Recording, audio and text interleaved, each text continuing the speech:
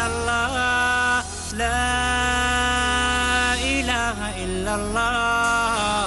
محمد رسول الله محمد رسول الله أرجو رضاك يا الله أنت الرحيم يا هبني عطاك يا الله أنت الكريم منك العطاء يا أنت العظيم يا الله فيك الرجاء يا الله أنت الحليم. الحمد للہ وکفا وسلام علی عبادہ الذین اصطفیٰ اشہد ان لا الہ الا اللہ وحدہ لا شریک لہ واشہد ان محمدا عبدہ ورسولہ صلی اللہ علیہ وآلہ وسلم اللہم صلی علی محمد وعلی آل محمد کما صلیت علی ابراہیم وعلی آل ابراہیم انک حمید مجید اللہم بارک علی محمد وعلی آل محمد کما بارکت علی ابراہیم وعلی آل ابراہیم انک حمید مجید اما بعد.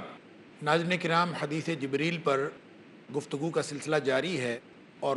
گزشتہ کئی پروگرامات میں آپ نے سنا کہ حدیث جبریل سے حاصل ہونے والے مختلف نکات کے اوپر گفتگو ہو رہی ہے، اور گزشتہ پروگرام میں ہم نے گفتگو کی تھی شہادتین کے اوپر کہ شہادتین کی یعنی کلمہ توحید کی شہادت دے دینا اور کلمہ رسالت کی شہادت دے دینا، ان دو کلمات کی شہادت کی کیا اہمیت ہے اور یہ اسلام کی بنیاد کس طرح سے ثابت ہوتے ہیں. ناظرین کرام، ان دو کلمات میں جو پہلا کلمہ ہے وہ ہے لا الہ الا اللہ، اور لا الہ الا اللہ نبی کریم صلی اللہ علیہ وآلہ وسلم نے یہی فرمایا تھا کہ اسلام کی اولین بنیاد یہ ہے کہ ان تشہد اللہ الہ الا اللہ، لا الہ الا اللہ کی شہادت دینا یہی اسلام کی بنیاد ہے. اور اس کی پھر دوسری بنیاد ہے وَأَنَّ مُحَمَّدٌ رسول اللہ، دوسری بنیاد یہ ہے کہ نبی کریم صلی اللہ علیہ وآلہ وسلم اللہ کے رسول ہیں. اور یہی دو شہادتیں ہیں جو اسلام کی بنیاد ہیں. ہم گویا جب مسلمان ہیں تو اس کلمے کی وجہ سے ہیں، اس کلمے کی شہادت کی وجہ سے. سوال یہ پیدا ہوتا ہے کہ یہ کلمات اس قدر فضیلت والے کلمات ہیں جس پر کچھ گفتگو ہو چکی اور کچھ آئندہ پروگراموں میں ہوگی، لیکن کیا ہم اس کلمے کی تفہیم پوری طرح رکھتے ہیں، اس کے مفہوم سے واقف ہیں کہ جب ہم لا الہ الا اللہ کی شہادت دیتے ہیں تو کس بات کی شہادت ہم حقیقت میں دے رہے ہوتے ہیں؟ یہ وہ سوال ہے جس کا جواب آج کے پروگرام میں ہم حاصل کرنے کی کوشش کریں گے کہ لا الہ الا اللہ کا حقیقتاً مفہوم کیا ہے. یہ عربی کے چند کلمات پڑھ لینے سے اور ان کی شہادت دے دینے سے اتنا بڑا انقلاب کیوں کر رونما ہو جاتا ہے؟ یقیناً یہ سارا انقلاب ان کلمات کے معانی اور مفاہیم کے اندر پوشیدہ. لا الہ الا اللہ کا جو لفظی معنی ہے ناظرین کرام، یہ اس کے دو حصے ہیں. ایک ہے لا الہ اور دوسرا ہے الا اللہ. ایک میں نفی ہے اور ایک میں اثبات ہے. گویا پہلے حصے میں جب ہم کہتے ہیں لا الہ تو ہم حقیقت میں انکار کر رہے ہوتے ہیں، اور پھر دوسرے حصے میں ہم اس بات کرتے ہیں جب ہم کہتے ہیں الا اللہ. کس بات کا ہم انکار کرتے ہیں لا الہ الا اللہ کی شہادت دے کر، اور کس بات کا اقرار کرتے ہیں؟ اس کو سمجھنے کی ضرورت ہے، اور یہی مفہوم ہے لا الہ الا اللہ. لا الہ یعنی کوئی الہ نہیں ہے. ناظرین کرام، الہ کا معنی عام طور پر کیا جاتا ہے معبود. معبود بھی عربی زبان کا لفظ ہے، لیکن اردو میں مستعمل ہے معبود، لیکن الہ اردو میں مستعمل نہیں ہے. جب ہم الہ کو اردو میں استعمال کریں تو ہم اس کے مفہوم سے ناآشنا ہوتے ہیں کہ الہ سے کیا مراد ہے. ہم اس کا ترجمہ کرتے ہیں معبود، جبکہ معبود بھی عربی زبان کا وہ لفظ ہے کہ جو کسی بھی عبادت کیے جانے والی ہستی کے بارے میں استعمال ہوتا ہے، اور ہم اس کا ترجمہ یوں سمجھتے ہیں کہ اللہ کے علاوہ کوئی معبود نہیں، لا الہ کوئی معبود نہیں. اور اس پر بھی چونکہ معبود بھی عربی زبان کا لفظ ہے، اور محدثین کرام نے اور علماء کرام نے اس پر گفتگو کی ہے کہ عربی میں جب یہ کہا جاتا ہے لا الہ الا اللہ تو کیا اس کا معنی یہ کیا جا سکتا ہے کہ لا معبود الا اللہ؟ جب اس کا ترجمہ لا معبود الا اللہ کرتے ہیں تو اس سے کون کون سی پیچیدگیاں اور کون کون سی فکری غلطیاں اور عقیدے کی غلطیاں رونما ہوتی ہیں، یہ بھی ہم بعد میں جاننے کی کوشش کریں گے. ہم اگر یہ اس کلمے کے پہلے حصے کو سمجھنے کی کوشش کریں کہ جس میں ہم نفی کرتے ہیں تو کس چیز کی ہم نفی کرتے ہیں۔ الہ ایک ایسا لفظ ہے جو ایسی ہستی پر بولا جاتا ہے جو مختلف قسم کی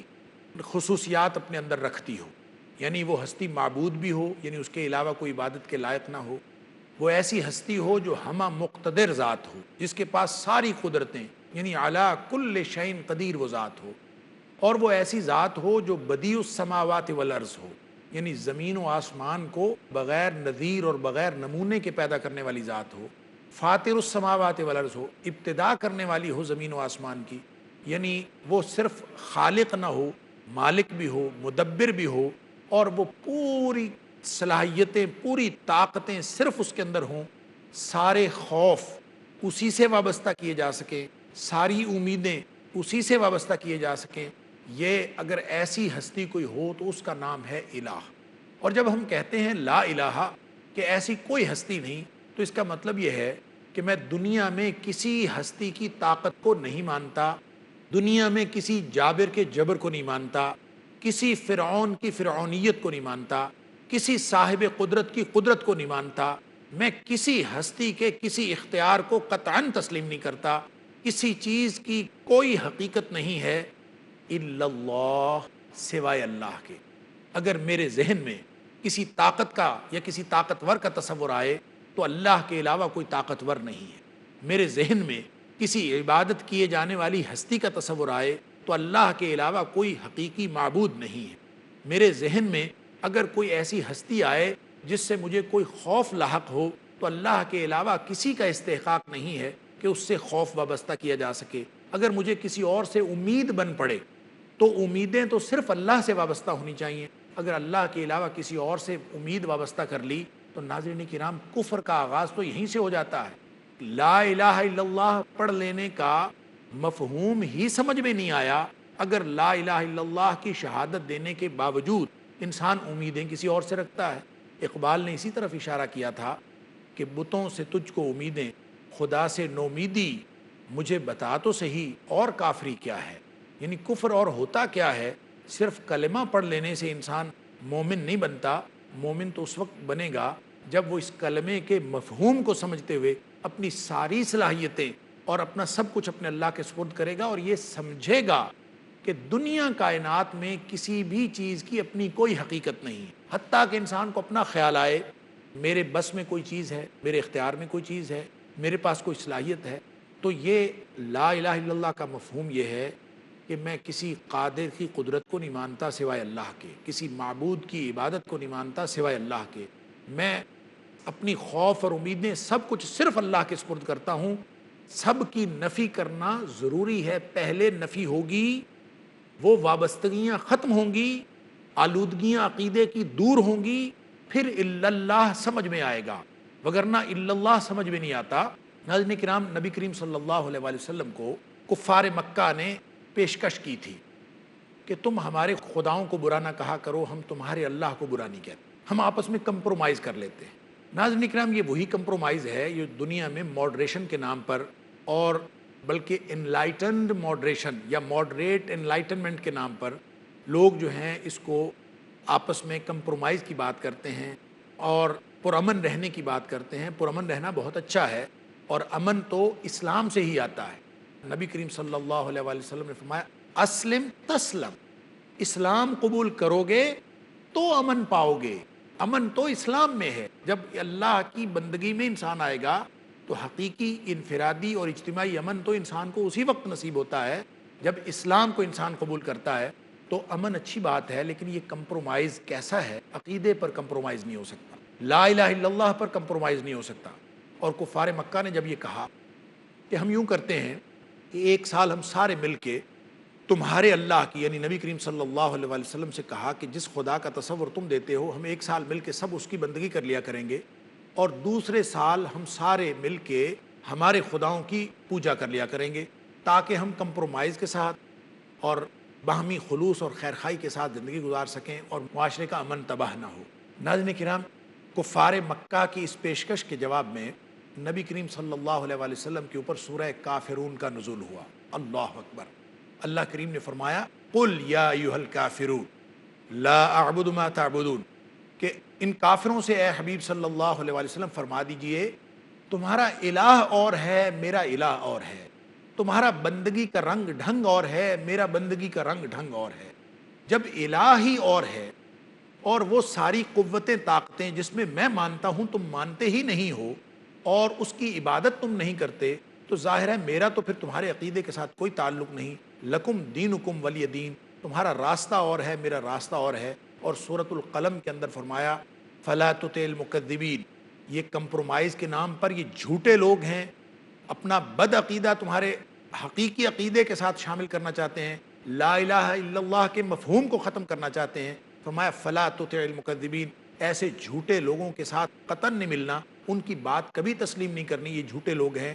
ودوا لو تدہن فیدہنون، یہ تو چاہتے ہیں کہ عقیدے کے بارے میں، لا الہ الا اللہ کے مفہوم کے بارے میں کچھ مداہنت تم کر لو تاکہ وہ بھی ڈھیلے پڑ جائیں، تم بھی ڈھیلے پڑ جاؤ، وہ بھی ڈھیلے پڑ جائیں۔ تو عقیدے میں لا الہ الا اللہ کے مفہوم میں مداہنت نہیں ہو سکتی۔ ناظرین کرام، یہ عقیدہ کتنا خالص ہونا چاہیے، اور ایک کلمہ، یہ الفاظ ادا کرنے سے کیا مفہوم ذہن میں آنا چاہیے، اسی سلسلے میں انشاءاللہ گفتگو جاری رہے گی۔ لیکن یہاں وقت ہوا ہے ایک چھوٹے سے وقفے کا، وقفے کے بعد ہم حاضر ہوتے ہیں، تب تک کے لیے اجازت دیجیے۔ السلام علیکم ورحمۃ اللہ وبرکاتہ۔ أرجو رضاك أنت الرحيم يا ایک دفعہ پھر خوش آمدید ناظرین۔ وقفے سے پہلے ہم گفتگو کر رہے تھے کہ اللہ تعالیٰ نے لا الہ الا اللہ کا جو کلمہ ہمیں عطا فرمایا ہے، اس کا کیا مفہوم ہمارے ذہنوں کے اندر ہونا چاہیے کہ اللہ کے علاوہ کوئی معبود حقیقی نہیں ہے، اور اللہ کے علاوہ کوئی ایسی شخصیت نہیں ہے جس کے ساتھ خوف اور امیدیں وابستہ کی جا سکیں۔ یہی بات ذہن میں رہنی چاہیے، اور ان سارے معبودوں کی نفی ضروری ہے۔ نبی کریم صلی اللہ علیہ وآلہ وسلم نے کفار کی اس پیشکش کے جواب میں کہ ہم ان کو بھی مان لیں اور ان کو بھی مان لیں، ان کا انکار ضروری ہے۔ اس لیے قرآن پاک میں اللہ کریم نے یہ بھی فرمایا کہ جو بھی جتنے بھی نبی آئے، وَلَقَدْ بَعَثْنَا فِي كُلِّ أُمَّةٍ رَسُولًا أَنِ اعْبُدُوا اللَّهَ وَاجْتَنِبُوا الطَّاغُوتَ، یعنی ہر امت کے اندر جو نبی آئے وہ یہی دعوت دیتے تھے کہ اللہ کی بندگی کرو اور طاغوت سے بچو، یعنی ان آلودگیوں سے بچنا ضروری ہے۔ اسی لیے لا الہ الا اللہ کا پہلا جو حصہ ہے وہ نفی پر مشتمل ہے۔ ناظرین کرام، اس نفی کو، یہ جو یعنی لا الہ الا اللہ کے پہلے حصے پر مشتمل ہے، اس کو سمجھنے کے لیے تھوڑا سا عربی زبان کو سمجھنا بھی ضروری ہے کہ عربی زبان میں ایک نفی ہوتی ہے، عام نفی یا سادہ نفی ہوتی ہے۔ جب ہم کہیں لا الہ، تو یہ سادہ نفی ہے، کوئی الہ نہیں۔ اور کلمہ شہادت کے اندر جو کلمہ ہے یہ لا الہ الا اللہ ہے، یہاں لا الہ الا اللہ نہیں ہے۔ اور جب اس طرح سے نفی کرتے ہوئے، یعنی لا الہ الا اللہ کی بجائے لا الہ الا اللہ ہو جائے، تو اس کو عربی زبان میں نفی جنس کہتے ہیں۔ نفی جنس اور عام نفی میں کیا فرق ہوتا ہے، یہ بھی اگر ذہن میں رہے تو اس سے بھی لا الہ الا اللہ کا مفہوم سمجھ میں آتا ہے۔ اس کو ایک مثال سے آپ سمجھ لیجئے کہ اگر کوئی شخص کسی ایسے آدمی کو چاہتا ہو، کسی کام کے لیے کوئی شخص درکار ہے یا کوئی ایسی ضرورت ہے، کوئی الیکٹریشین چاہیے یا کوئی کسی خاص کام کے لیے کوئی آدمی چاہیے، کوئی ٹیکنیکل آدمی، تو آپ کسی شخص سے کہیں کہ جاؤ بھائی بازار سے ایسا آدمی، اس طرح کی خصوصیات والا آدمی ڈھونڈ لاؤ، اور وہ شخص واپس آ کے کہے بازار سے کہ لا رجل فی السوق، کہ بازار میں ایسا آدمی کوئی نہیں ہے، تو اس کا مطلب یہ ہوگا کہ بازار میں لوگ تو ہیں لیکن وہ آدمی جو ہمیں چاہیے تھا وہ نہیں ہے۔ اور اس سے بھی مفہوم ادا ہو جائے گا عام نفی سے بھی، لا رجل فی السوق سے۔ لیکن اگر کوئی واپس آ کے وہ شخص یہ کہہ دے کہ لا رجل فی السوق، یعنی عام نفی استعمال کرنے کی بجائے اس کی نفی جنس کا کلمہ استعمال کر دے، لا رجل فی السوق کہہ دے، تو اس کا مطلب یہ ہوگا کہ نہ کوئی چھوٹا بازار میں موجود ہے، نہ کوئی بڑا آدمی موجود ہے، ایسا کوئی آدمی بازار میں موجود ہی نہیں سرے سے جس پر لفظ رجل کا اطلاق ہو سکتا ہو، یعنی ایسی جنس کی ہی کوئی چیز وہاں پہ موجود نہیں ہے۔ لا رجل فی الحدیقہ یا لا رجل فی السوق، یعنی بازار میں کوئی آدمی نہیں ہے، نہ کوئی لنگڑا، نہ کوئی لولا، نہ کوئی بے ہنر، نہ کوئی ہنرمند، قطعاً کوئی ایسا ہے ہی نہیں۔ ناظرین کرام، یوں جب نفی جنس کو سمجھتے ہوئے ہم لا الہ الا اللہ کو پڑھتے ہیں تو اب بات سمجھ میں آئی کہ لا الہ الا اللہ کا معنی یہ ہے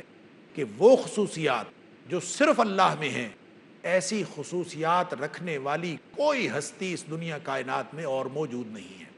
نہ کوئی چھوٹی ہستی، نہ کوئی کم خصوصیات والی، نہ کوئی زیادہ خصوصیات والی۔ یہی تعارف کروایا تھا اللہ کریم نے اپنا، جب کفار مکہ نے کہا تھا کہ اللہ کا تعارف کروائیے، تو نبی کریم صلی اللہ علیہ وآلہ وسلم کو حکم ہوا، سورہ اخلاص نازل ہوئی، قل هو اللہ احد اللہ الصمد لم یلد ولم یولد ولم یکن لہ کفوا احد۔ ہر طرح کی نسبتوں سے پاک ایک اکیلی ہستی، یہ تسلیم کرنا لا الہ الا اللہ کا مفہوم۔ اگر ہم معبود الہ کا جو معنی ہے اسی کو سامنے رکھتے ہوئے یہ سمجھ لیں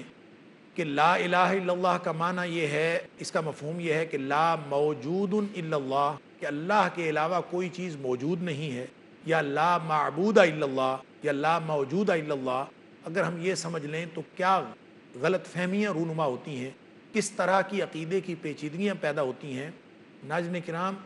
یہ تو مفہوم نہیں ہے لا الہ الا اللہ کا کہ اللہ کے علاوہ کوئی الہ ہی نہیں۔ الہ تو ہیں لیکن وہ جھوٹے الہ ہیں، لوگوں نے الہ بنائے ہوئے ہیں۔ قرآن پاک میں اللہ تعالیٰ نے مختلف جگہوں پہ بتایا، جیسا سورۃ الانعام کے اندر فرمایا اتتخذ اصناما آلہہ، کیا تو بتوں کو الہ بناتا ہے؟ تو اس کا مطلب ہے لوگوں نے الہ تو بنائے ہوئے تھے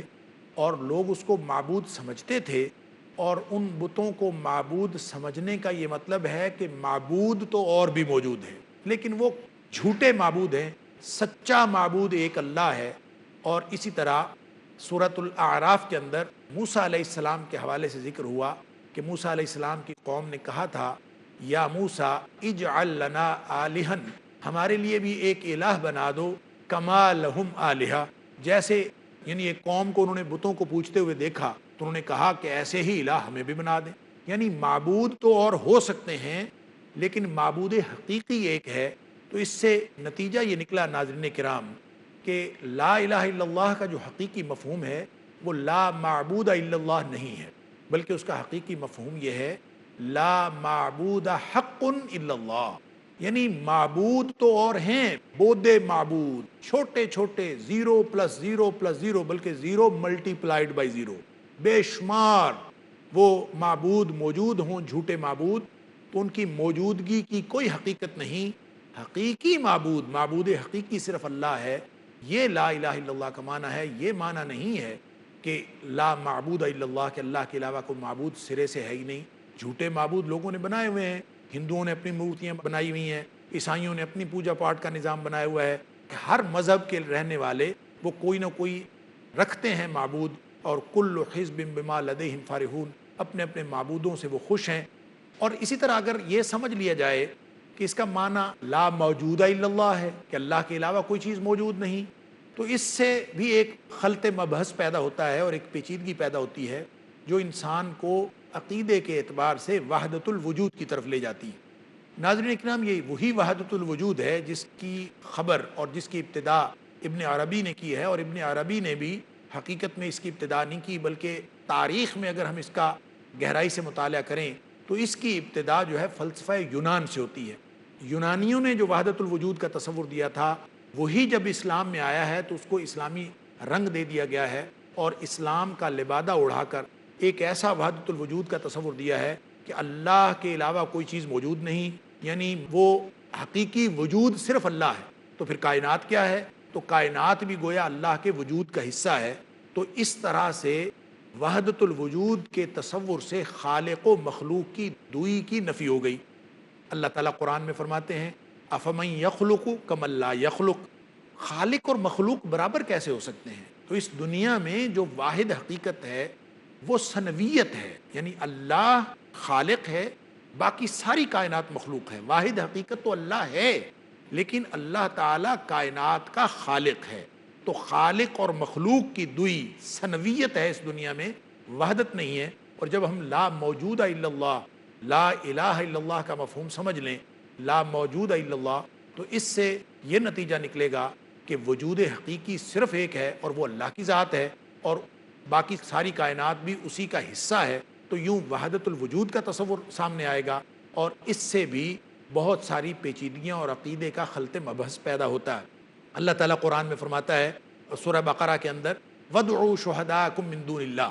کہ اپنے ان سارے معبودوں کو بلا لو جو اللہ کے علاوہ ہیں، یعنی اللہ کے علاوہ لوگوں نے معبود بنائے ہوئے ہیں، ایسی اینٹیٹیز کی موجودگی، ایسی چیزوں کی موجودگی، اس کا اقرار کیا ہے کہ اللہ کے علاوہ مخلوق میں سے ایسی چیزیں ہو سکتی ہیں جن کے بارے میں لوگ مختلف قسم کے غلط عقائد رکھتے ہوں، لیکن معبود حقیقی تو اللہ ہے،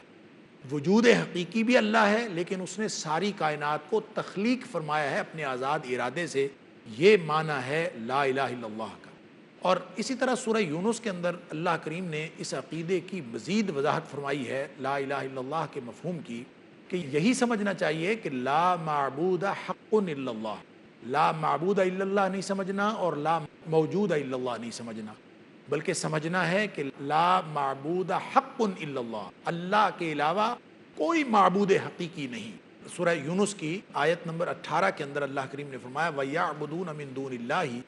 مَا لَا يَضُرُّهُمْ وَلَا يَنفَعُهُمْ، اللہ کے علاوہ یہ دیگر چیزوں کی پرستش کرتے ہیں اور دیگر چیزوں کو مانتے ہیں، ان کی پوجا کرتے ہیں، اور یعنی مخلوقات میں سے خدا بنائے ہوئے ہیں اور ان خداؤں کی عبادت بھی کرتے ہیں، اور سمجھتے کیا ہیں، عقیدہ کیا رکھتے ہیں؟ عقیدہ یہ رکھتے ہیں وَيَقُولُونَ هَؤُلَاءِ شُفَعَاؤُنَا عِندَ اللَّهِ، یہ کہتے ہیں ہاں ہمارے سفارشی ہیں۔ تو اس کا مطلب یہ ہے کہ یہ اللہ کے علاوہ کچھ چیزوں کی پوجا کرتے ہیں، مورتیوں کی، بتوں کی، قبروں کی، کسی بھی چیز کی، لکڑی اور پتھر کی بنائی ہوئی مورتیوں کی پوجا کرتے ہیں، ہاتھوں سے بنائے ہوئے خداؤں کی پوجا کرتے ہیں، اور ان سب کا مطلب یہ ہوا کہ اللہ کے علاوہ ایسے وجود تو اس دنیا میں موجود ہیں، مخلوق کے اندر بہت سارے موجود ہیں، لیکن وہ صفات رکھنے والا معبود حقیقی جو الہ کی اصطلاح پر پورا اترتا ہو، وہ سوائے اللہ کے اور کوئی نہیں ہے۔ یہ ہے مفہوم لا الہ الا اللہ کا صحیح مفہوم، جو مختلف قسم کی عقیدے کی غلطیوں سے پاک۔ ناظرین کرام، اس کا ذکر سورہ بقرہ کی اس آیت میں بھی ہوا کہ اللہ کریم نے فرمایا وَمِنَ النَّاسِ مَن يَتَّخِذُ مِن دُونِهِ أَندَادًا،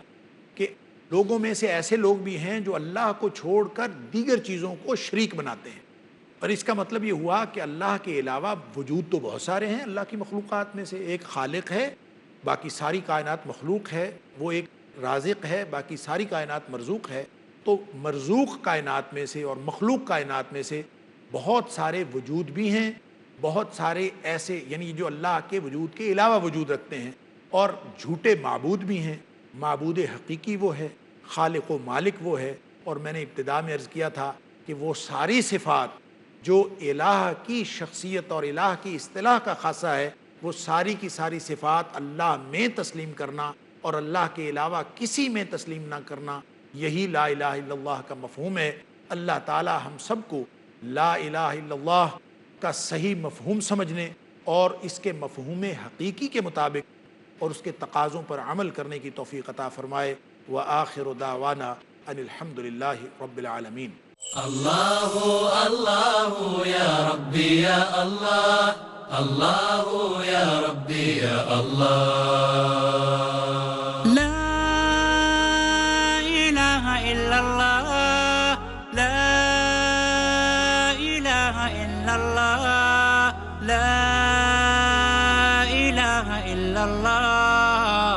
محمد رسول اللہ، محمد رسول الله، أرجو رضاك يا الله، أنت الرحيم يا الله، هبني عطاك يا الله، أنت الكريم منك العطاء يا الله، أنت العظيم يا الله.